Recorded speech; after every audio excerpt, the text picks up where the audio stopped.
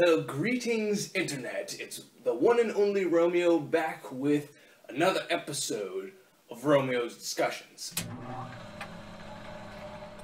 Today I will be doing something a little bit different than my normal discussions, which normally involve movie reviews or movie speculations and news bits, stuff like that.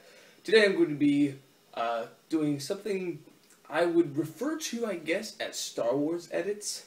Now, this is not the usual bit. It may, but it might not be. I don't know. But we've seen plenty of videos where we see angry fanboys or calmer fanboys trying to express their opinions on some story development points or plot development points that could have made the Star Wars prequels a bit better, or at least more watchable to the modern audiences. But since we've seen plenty of that, and I'm trying to be an original YouTuber here, I'm going to be doing just some small snippet edits, like mainly just concept ideas. Like, I'm not going to be doing drastic plot revisions, or I'm going to try and rewrite the entire trilogy of the prequels. I'm just going to bring up a few concepts.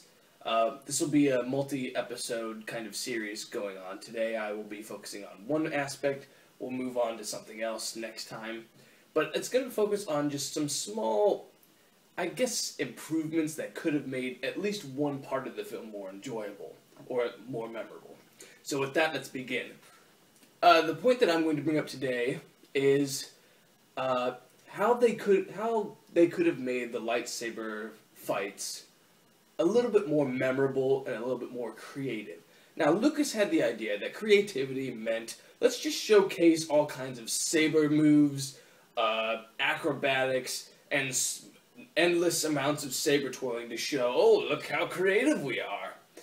And that worked maybe for one of the fights, which would have been the Darth Maul fight, because, you know, twirling a double blade is kind of a form of, bow staff fighting, I guess. But what I'm talking about with regards to creativity is the fact that they could have just brought in a few concepts that would have made it a bit more just memorable to the audience. So, with that, I'm going to bring up my first point, which was to incorporate a kind of D&D, Magic the Gathering, or League of Legends kind of fighting style or team aspect to the Jedi and the Sith of the prequels. Because if we want to go for consistency, the prequels shouldn't have showcased more powers. They should have showcased more creative ways to use Force powers. Because if we go from insanely creative, special effects driven powers to the original saga, we'd be like, why don't they use those powers here? But here's something that I will bring up, and it's the fact of using the heavy and the mage would have been really interesting between characters and between the fights. Like, episode 1, we start off with Qui-Gon, Obi-Wan, and then Darth Maul. Darth Maul is clearly a heavy.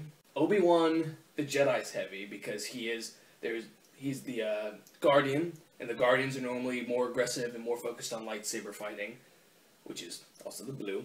And then Qui-Gon, who has a green lightsaber, is a consular, who is more focused on powers and outthinking the opponents. So, therefore, he is the mage. He is clearly the mage, and then Obi-Wan is the tank. So we have Obi-Wan rushing into the fight, getting Maul off of his feet, and Qui-Gon giving Obi-Wan buffs, like a speed buff, or an energy buff, or, starting to hurl objects at Maul. It would have made a much more interesting aspect to the fighting, where it's like they're not just constantly trying to beat Maul with a lightsaber fight. One of them is trying to outsmart him and, use the Force on him. But then Maul proves himself to be a worthy opponent by defeating both of them, essentially. But then we carry on in episode 2. I will say, one of the best ideas I've heard was to keep Maul throughout the entire prequel trilogies as a villain. As, the consistent villain. But we do introduce Dooku in episode 2. Now, I say this because now that Qui-Gon is dead, we have Anakin.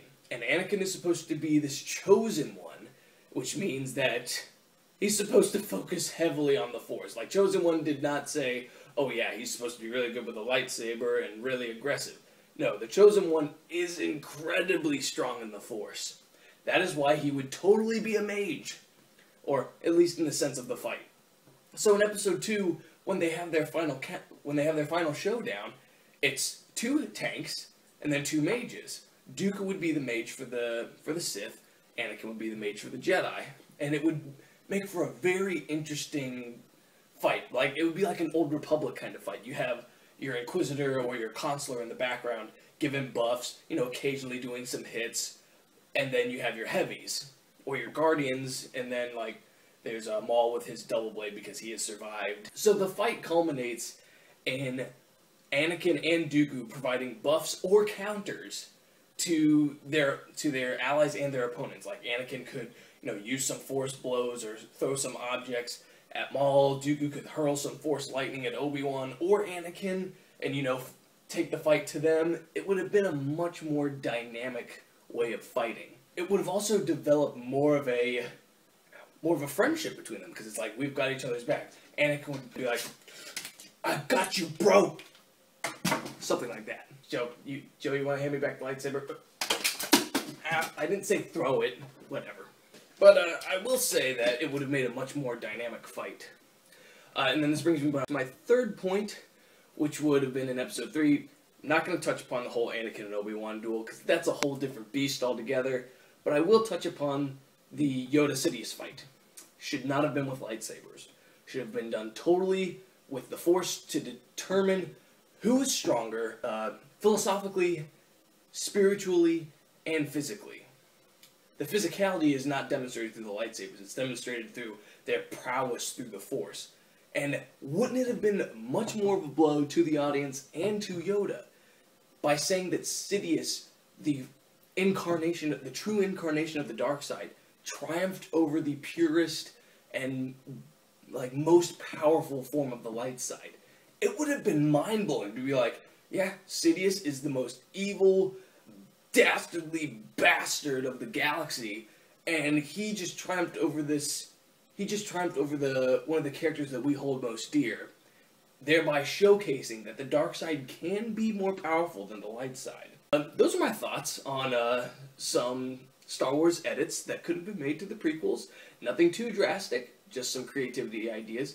If you have any ideas, post them in the comments below, and I'll get back with another one of these soon enough. I will see you all out there.